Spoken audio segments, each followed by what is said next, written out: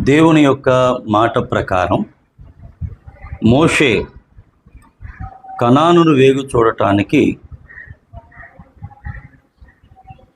ఒక్కొక్క గోత్రము నుండి ఆ గోత్రానికి ప్రధానులైనటువంటి వ్యక్తులను 12 మందిని పంపగా వారు వేగు చూచి సంచరించి కనాను దేశాన్ని గూర్చి ఇచ్చినటువంటి సమాచారాన్ని విన్నటువంటి ఇశ్రాయేలీయుల సర్వ సమాజము ఒక రాత్రంతా ఎలుగెత్తి కేకలు వేసి ఏడ్చినట్లుగా సంఖ్యాకాండం 14వ అధ్యాయం 1వ వచనంలో ఉంది.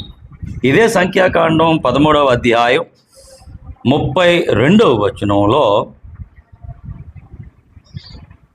చెడ్డ సమాచారము చెప్పి అని వ్రాయబడింది.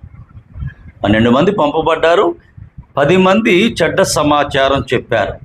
ఆ 10 మంది చెప్పిన చెడ్డ సమాచారం విన్నటువంటి ఇశ్రాయేలు యావత్ సమాజం అంతా కేకలు వేశారు. ఒక రాత్రంతా ఎలుగెత్తి ఏడ్చారు.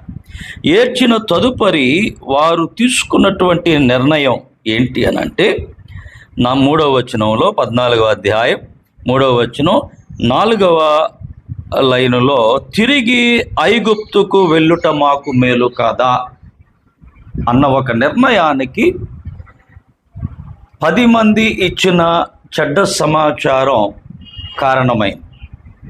అబ్రహాముతో దేవుడు తన వాగ్దానాన్ని ఇచ్చి స్థిరపరుచుకొని అబ్రహాము నుండి ఒక గొప్ప జనాంగాన్ని తన కొరకు ఏర్పరచుకొని ఆ జనాంగం అంతటికీ కనాను దేశాన్ని ఇవ్వబోతున్నాను, ఇస్తాను, అది పాలు తేనెలు ప్రవహించు దేశం అని చెప్తే ఆ దేశం దరిదాపులకు వెళ్ళినటువంటి ఇశ్రాయేలీయులు ఇక కొద్ది సమయంలోనే కనాను భూభాగంలో కాలు పెట్టబోతూ ఉండగా ఈ చెడ్డ సమాచారం ఇశ్రాయేలీయులు మరలా వెనుతిరిగి ఐగుప్తుకు వెళ్ళిపోవటం మేలు కాదా అన్న ఒక నిర్ణయాన్ని తీసుకోవటానికి కారణమైంది.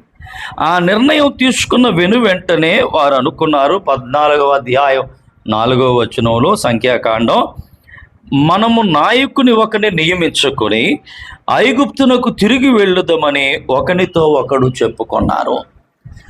ఈ చెడ్డ సమాచారం ఇచ్చినటువంటి ఫలితం ఏంటి అనంటే, ఒకటి వెనుతిరిగి మరలా ఐగుప్తు బానిసత్వంలోకి వెళ్ళిపోవటం, రెండవదిగా ముందుకు నడిపించటానికి దేవుడు మోషేని ఏర్పరచుకుని పంపి వారిని కనానుకు చేర్చుతూ ఉన్నటువంటి ఈ తరుణంలో ఇప్పుడు ముందుకు నడిపించే దేవుడు ఏర్పాటు చేసుకున్న మోషే మాకొద్దు, మమ్మలను మరలా మా పాత జీవితం వైపు, మా పాత దేశం వైపు, మా పాత బానిసత్వం వైపు నడిపించే ఒక నాయకుడిని మేము నియమించుకుంటాం అన్నటువంటి ఒక నిర్ణయానికి వచ్చేసాను. ఎంత భయంకరమో చూడండి.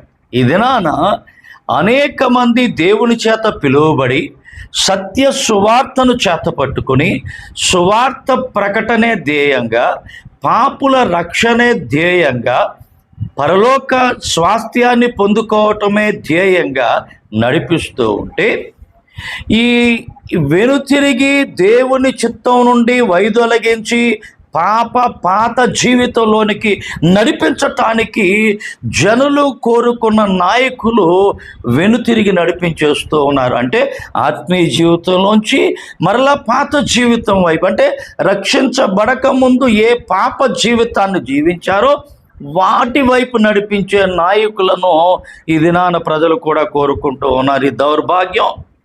ఈ ప్రజలు కోరుకున్న నాయకులు లేక ఇశ్రాయేలీయులు తమ కొరకు ఒక నాయకుడిని ఏర్పాటు చేసుకోవాలనుకున్నారు కదా, ఆ నాయకుడు దేవుని చిత్తము నుండి వెనక్కి తీసుకెళ్ళటానికి నియమించబోతూ ఉన్నారు. కనుక ఈ దినాల్లో కూడా అనేక మంది అపోస్తలుడైన పౌలు తిమోతికి రాసిన 2వ పత్రిక 4వ అధ్యాయం 3వ వచనాన్ని చూస్తే, ఎందుకనగా జనులు హితబోధను సహింపక దురద చెవులు గలవారై తమ స్వకీయ దురాశలకు అనుకూలమైన బోధకులను తమ కొరకు పోగు చేసుకుంటూ ఉన్నారు అన్నటువంటి మాట మనం చూస్తూ ఉన్నాం. పోగు చేసుకుని సత్యమునకు చెవినియక కల్పనా కథలకు తిరుగు కాలము వచ్చును అన్నటువంటి మాట మనం చూస్తూ ఉన్నాం. కనుక ఇప్పుడు వచ్చినటువంటి దేవుని ఏర్పాటులో లేని సేవకులు, దేవుని ఏర్పాటులో లేక మనుష్యుల చేత తమ కొరకు ఏర్పరచుకున్నటువంటి సేవకులు లేక నాయకులు, వీరెవరయ్యా అంటే ఆల్రెడీ అనుకూలమైన బోధను చేసేటటువంటి బోధకులు ఉండగా, తిమోతికి వ్రాసిన పత్రిక 2వ పత్రిక 4వ అధ్యాయం ఈ 3వ వచనంలో అనుకూలమైన బోధకులు అంటే స్వకీయ దురాశలకు అనుకూలమైన బోధకులు. ఇదిరాన సంఘాన్ని దురాశలకు గురి చేస్తూ ఉన్న బోధకులందరూ కూడా సంఘానికి అనుకూలమైన బోధన బోధించే బోధకులు, కానీ సత్యమునకు చెవినిచ్చేవారు కాదు, సత్యమును బోధించేవారు కాదు.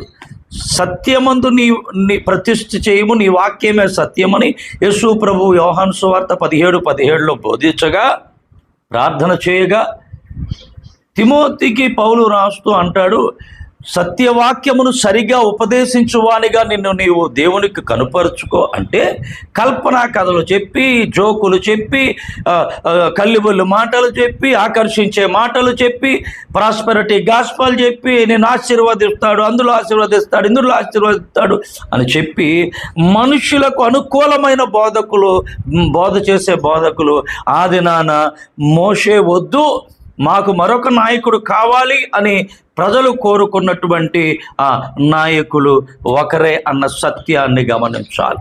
దేవుని పిలుపు ఏర్పాటు లేకుండా సేవకొచ్చిన ఏ సేవకుడైనా కానీ సంఘాన్ని వెనుతిరిగి పాప జీవితం వైపు నడిపిస్తాడు.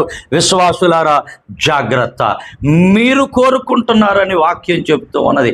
కొందరికి సత్యవాక్యమునకు చెవినీయక ఆ స్వకీయ దురాశలకు లోనై అనుకూలమైన బోధకులను పోగు చేసుకుంటున్నారు.